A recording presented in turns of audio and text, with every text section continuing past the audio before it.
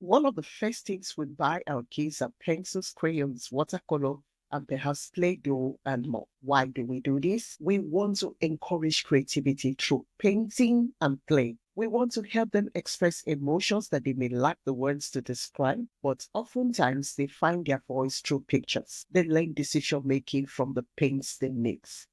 They have improved motor skills and they find comfort when they are upset. The list goes on. But as adults, things change. Can adults benefit from the same things kids benefit when they play and color? In today's episode, we look at how we can use creativity in arts journaling and play to manage time and reduce stress. So you may need to get those crayons and watercolor working for you. But before you set outside to buy those things, welcome to the Minute Mastery Podcast, a conversational productivity and time management podcast where busy authors and entrepreneurs are inspired to create time for what truly matters. I'm your host, Ngozi Edema, a time management coach, writer, and entrepreneur. Here you are encouraged to turn your minutes into milestones and to create at least 1 hour a day to work on your goals without feeling overwhelmed. And since you are here, hello, mamas and papas in the house. If you're looking for the next great book for your kid, then step into the world of Princess Tanzo, the sunflower princess, admired and loved by the other flowers. But what's happened next may surprise you. Find out what happened in this captivating story that will tug at your heartstring and leave you longing for a world where empathy and understanding prevail.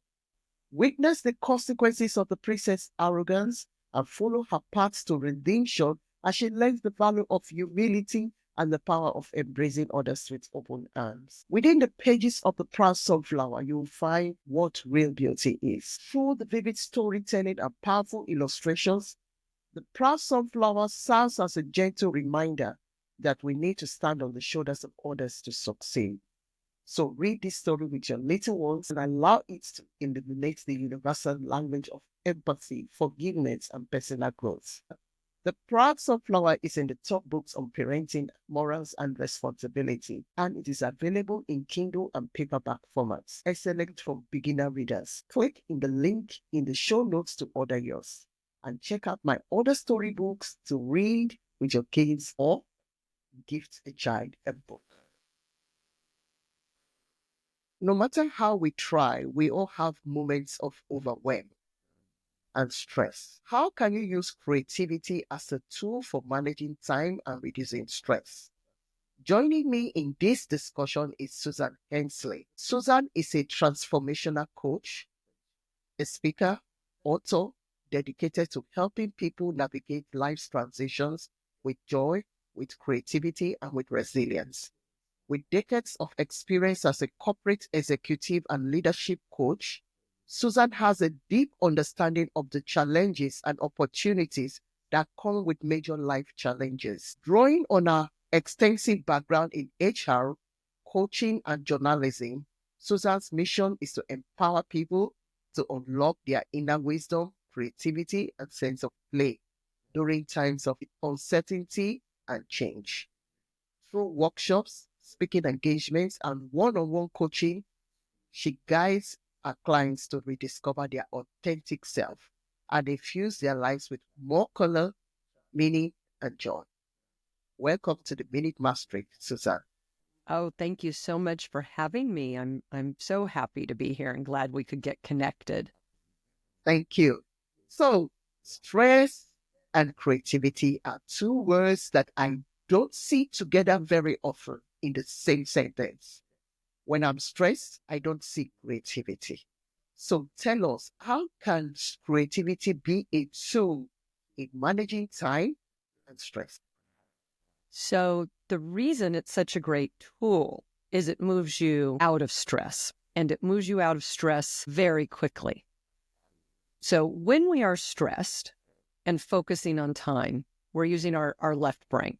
That's the left hemisphere of our brain. That's very analytical, productive. Those of us who live in Western societies tend to use our left brain quite a bit. That's what's rewarded. Best ways to break a stress cycle where you're just going round and round and feeling overwhelmed is actually to move to the right side of your brain very intentionally, and that's by doing something creative. And that's where art journaling comes in, because art journaling isn't about making a piece of art at all.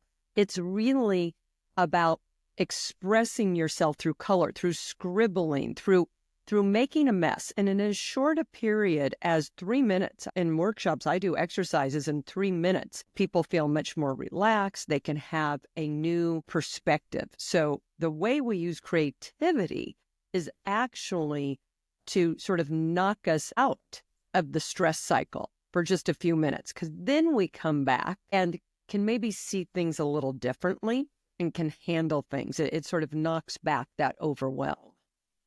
Well, I think it's something I will love myself because I have a background in architecture. Art is something that I find interesting. So art journaling is not an area that I've looked into.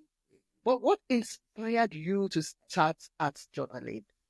So I started art journaling completely accidentally. I had kept a written journal for years, but art journaling came about 7 years ago. Coworker of mine, this is when I was working in a corporation, I was HR executive. A coworker of mine had a side business. She's a very talented artist where people would commission her and she would sell her art. As what happens, some of us are standing around, talking, having coffee, and we're all saying we have no artistic ability, right? Because we don't think of ourselves as creative. And she goes, come over on a Saturday. I'll teach you guys just a few things. It'll be fun. So I went to her house on Saturday. It was just 2 hours, and there were some paints there. And I think she was probably teaching us about the color wheel. I don't even remember, because I sort of sat in the corner and I made a mess with these paints, and it was so fun. And in my coaching, one of the most important things I tell people in any, whether it's life coaching, career coaching, leadership coaching, is really look for the things that light you up and sort of the people around you. What are those sparks where you can sort of see people light up, right? Their eyebrows go up, they smile. And I felt that when I was just playing with art. I took that piece of paper home. It was sort of soggy. It was a brown mess. I even hung it on the refrigerator. And, my husband and son were like, that just looks like a soggy piece of muddled colors. But I got really curious. And because we still had some crayons and things at home, because of my son's age at the time, I would just pick them up and play just for a few minutes, like while I was cooking and waiting for water to boil or something to come out. Instead of grabbing my phone, I'll be honest, lots of times in those wait periods, if I'm getting dinner on the table, I'll grab my phone sometimes. I started to just scribble, and I just kept following the fact it felt fun and it would release things, where it's just grabbing your phone to do more scrolling. You get sucked in it, and you typically don't feel a whole lot better. So when it comes to art journaling, do you have something? I mean, if an artist says maybe you go to the mountains where I live, where I'm close to the mountains. An artist will go there, look at the mountains, look at the lakes. It's beautiful. They are inspired. Then they want to reproduce what they have seen. Is it similar, or is it something that you have to make up from within yourself for it to be fun and for it to relieve you of stress? So the key is that it starts feeling playful and you're expressing emotions. The concept isn't about producing a piece. Now, it might be really fun and relaxing for you to play with how you would draw those mountains, right? But the goal of it isn't to, say, recreate something you're seeing, right? That's terrific. And making art is great for our brain. You're using the right side of your brain. So there's no part of that you don't get the benefits. The art journaling is much more about expressing how you feel and having fun and working with those emotions. So you can absolutely, I'm looking outside and there's a big oak tree where I am. There's days it's sort of fun with my crayons or finger paints to sort of make a tree, right? I'm not trying to make it look exactly, but it's fun to do that. the goal where it stays relaxing and stress-free is to recognize it's all about the process of drawing and color and not about what you create.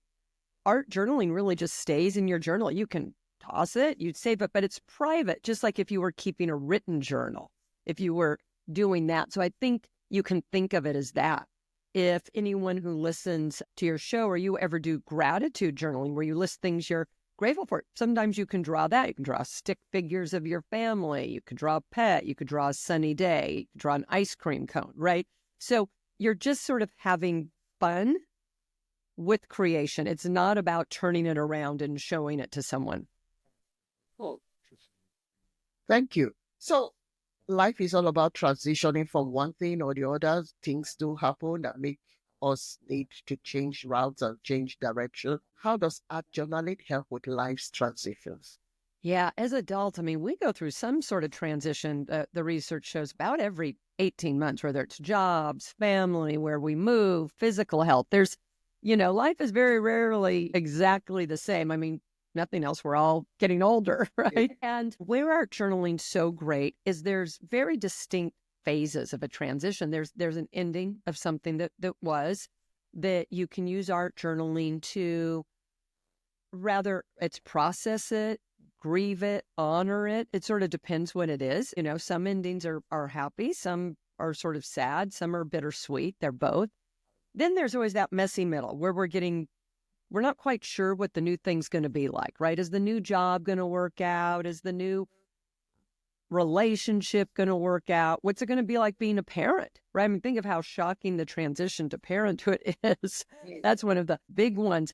But then you master it, right? You get into that new beginning. And so having a private way, 5-10 minutes a day, where you can color or collage or express how you feel through color and image. Some days maybe you feel like your hair's on fire, you draw a little face with flames, right? Other days you feel lost. Some days you may feel like, you're on top of the world. Whatever we all sort of have symbols that we think of when we think of how we feel. And it's really, the studies have shown that ability to move into that right side of the brain gives us so much relaxation, gets us out of anxiety that really is existing when we're overusing that left hemisphere. And so that's where art is a really easy way to tap into that. Thank you. I know today's topic has to do with how to use creativity with to help us manage time and reduce stress. And in my own experience, stress is a time waster because when someone is stressed, it kind of stops you from moving forward and you can't do anything. At that point in time, you're just focused on what is causing the stress. So this is a new concept for me. It might be a new concept for other people. So I wake up in the morning, I'm stressed. I don't feel like doing anything. Introducing arts journaling into my life. I'm starting it off for the very first time. What is the thing you would advise me to do? So in that sense where you're stressed, and to your point, stress does waste time because it moves us into, we many times freeze or spin, right? And we're not being productive. So my suggestion is find a favorite song on your phone, whatever, 3 minutes. Most songs are about 3 minutes, some are 4, but don't choose, some 20-minute song. Choose a 3-4 minute song that you like. Take out a couple crayons, couple colored pens. While that song plays, take one piece of paper, fill it. Fill that piece of paper with color. Scribbles, you can draw hearts, you can draw trees, you could draw cars, you could draw houses, whatever you want. You can draw a million different things, but fill that one piece of paper in the time of that song. Once again, in workshops, I use 3 minutes. Then you'll be reset. You'll have had a release. You'll have taken your mind off what is stressing you. Take a breath and then get back into your day and say, it's time to be productive. It's a way, I actually suggest in many cases before people art journal, they sort of give themselves a little shake before, right? So you're sort of shaking off that stress.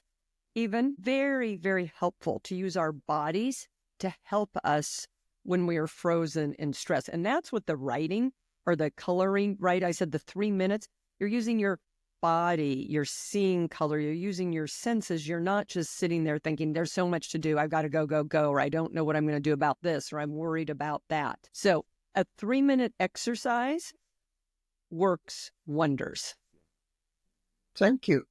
I know you wrote a book on this. Yes. What are some common misconceptions about creativity that you address in your book? Well, the first one is research has shown we are born creative. What happens the older we get, we're all at about age 4 and 5. There's a famous sort of NASA study out there. We're all sort of creative geniuses if we're tested. As adults, very few of us are. So what happens is we sort of think our way out of being creative. In the book, I'm not encouraging anyone to go become a professional creative, an artist, a musician. Rather, you're either drawn to that or not. This is about just tapping in to that child artist with the sense of play and fun. It's nothing but building a muscle, just like you might exercise to get stronger. You're just trying to go back to when you were a kid and you created without judgment, without thinking, oh, this needs to look a certain way, or, oh, that doesn't look like a cat or a dog, right? It just looked like what it looked like. It was blue and purple and, had 4 ears and you loved it. So it's about tapping into play to really help us with our mental health and tap into our inner wisdom. Thank you. So you mentioned play. Do you think play helps with creativity? Does it help to calm us down? Play absolutely helps with creativity. There are all sorts of things getting out in nature that can help with creativity. The main thing we're looking to do to boost creativity is to move from overanalyzing into that more creative place. Why play is so great is when we think of play, we don't think of being perfect, having fun, experimenting, right? You don't see kids rush out to recess and I'm going to be better at playing today than I was yesterday necessarily, right? They're just out to swing. And many times when adults have something that's played, they're trying to get better, right? It may be a game, it may be a sport. This is really about play. And in this case, we're creating just for the sheer sake of it. And that feels very, very freeing to adults. Since I wrote the book and have been doing workshops, I haven't found an adult in person or who's emailed or texted or that I've worked with via Zoom who hasn't tapped into that sense of freedom that comes with it. And that in and of itself can feel very relaxing and help us view the world differently. So I encourage my audience, I encourage people I talk with, that when they wake up in the morning, they should start their day with intention. And if you start your day with intention, knowing what you want to do, you are more likely going to succeed in carrying out what you need to do. And so where does do you think creativity has a way of pushing people to do what they want to do with intention? So it absolutely can. So I'm a big fan of intention, and I do start my days with intention. I also try and end them. So I want to make sure that we don't lose that thought.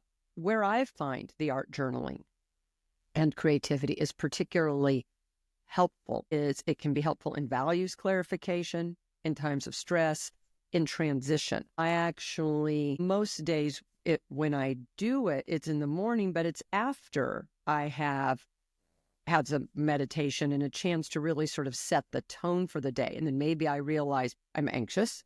Maybe I realize I'm worried about something. Maybe I'm excited. I try and capture that. So I think it's a great reinforcer of intention.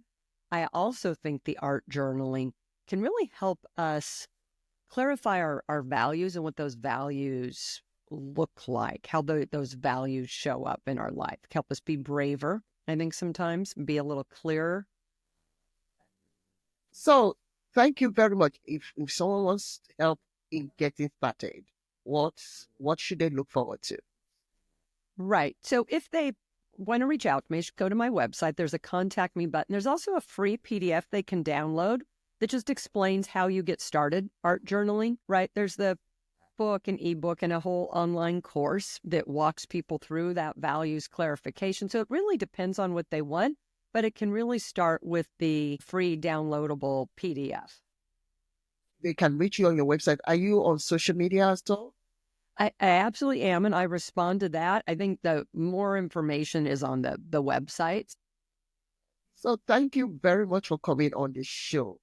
And Oh, we're going to put your contact details in this episode's show notes so that people can contact you, because I love the perspective of creativity that it could actually relieve me of stress. And looking back, I can see the times where I'm really creative, how I feel happy with myself because of yeah. that. So that is the kind of thing that I want to see with other people, because we need to find a way to coping with chaos. And we cannot stop stress. Stress will always come. It's a part of life. But we should find a way of working around it and helping ourselves to move forward, to see the next thing, to get us through each day. So I really like this perspective of creativity.